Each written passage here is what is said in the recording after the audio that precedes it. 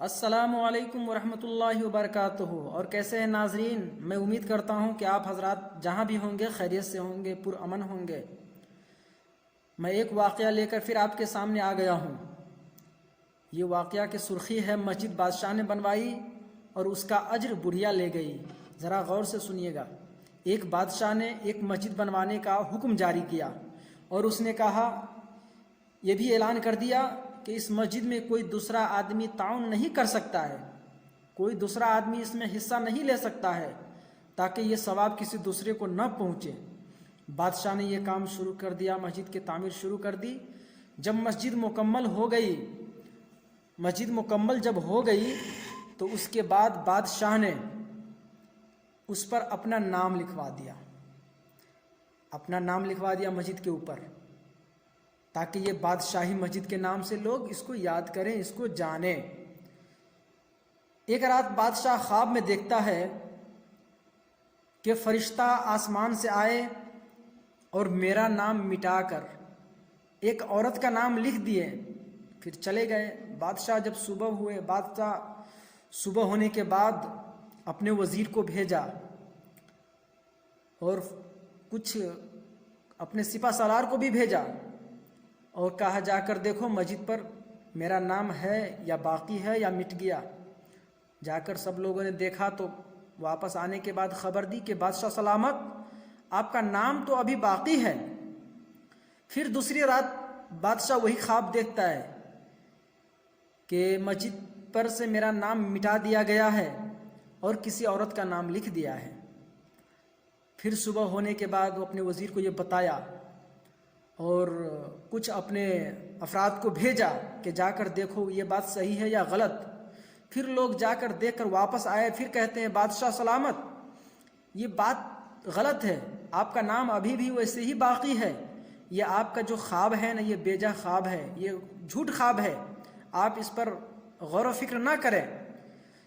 پھر بادشاہ تیسری رات وہی خواب دیکھتا ہے کہ فرشتے آئے اور میرا نام مٹا دیے اور ایک عورت کا نام اس پر لکھ دیے۔ اب اتنا بادشاہ تو صبح ہو کر کے بہت ہی غصہ میں بھی تھا کہ آخر یہ کیا ماجرا ہے، اور 3 دن مسلسل یہی خواب دیکھتا رہا۔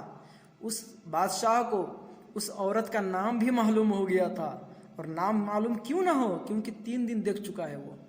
صبح ہونے کے بعد حکم جاری کیا کہ اس عورت کو، فلانے نام کی عورت کو بلا کر کے لاؤ۔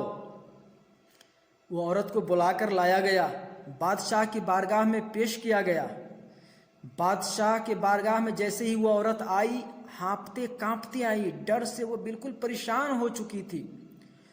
اور وہ بادشاہ نے پوچھا کہ اے عورت، یہ بتا کہ تو نے اس مسجد کو بنانے میں کوئی حصہ لیا ہے، اس میں تو نے کچھ تعاون کی ہے؟ وہ بوڑھی عورت بہت کمزور، مسکین، لاچار تھی بڑھیا۔ وہ کہنے لگی کہ بادشاہ سلامت، میں تو ایک غریب، ایک مفلس، ایک کمزور سی عورت ہوں، بوڑھی عورت ہوں، میں اس میں کیا حصہ لے سکتی ہوں؟ اور پہلی بات یہ ہے کہ آپ نے پہلے ہی حکم جاری کر دیا تھا کہ اس مسجد کو بنانے میں کوئی دوسرا آدمی حصہ نہیں لے گا، اس لیے میں نہیں لیا۔ بادشاہ نے پھر پوچھا، نہیں، تو قسم کھا کے بتا کہ تو نے حصہ لی ہے کہ نہیں۔ تو بوڑھی جواب دیتی ہے، وہ عورت جواب دیتی ہے کہ بادشاہ سلامت، میں نے اس میں کوئی حصہ نہیں لیا ہے علاوہ اس کے۔ اب یہ بادشاہ کہنے لگا، علاوہ کس کے؟ یہ تو بتا، علاوہ کس کے؟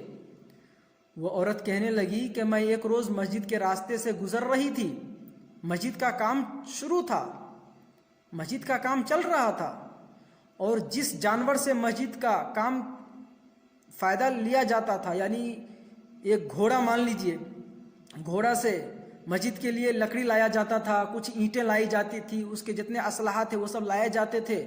وہ گھوڑا بہت پیاسا تھا، اور اس گھوڑا کے نزدیک کچھ ہٹ کر کے 2-4 قدم پہ بالٹی میں پانی بھی رکھا ہوا تھا اور گھوڑا بندھا ہوا تھا۔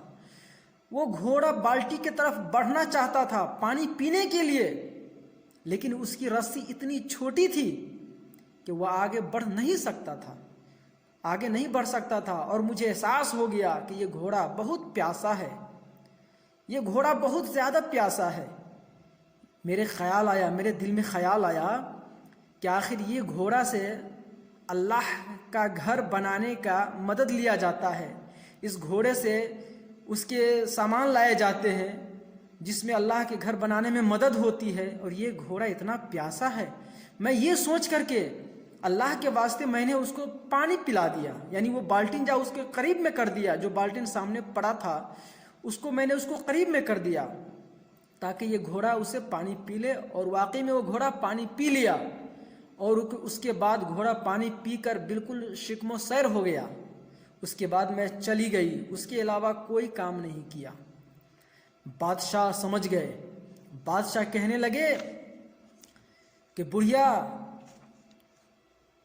تو نے اللہ کے لیے یہ کام کیا تھا، تو نے للہیت اس گھوڑے کو پانی پلایا کہ اس گھوڑے سے مسجد بنانے میں مدد کی جا رہی ہے، اس لیے تو نے پانی پلایا، اور میں اس مسجد کو اس لیے بنا رہا تھا کہ وہ بادشاہی مسجد ہو، اور اس مسجد میں میرا نام لکھوا دیا، میں اپنا نام بھی لکھوا دیا تاکہ لوگ اس کو بادشاہی مسجد کہے اور مجھے یاد کرے کہ یہ بادشاہ نے یہ مسجد بنوائی ہے۔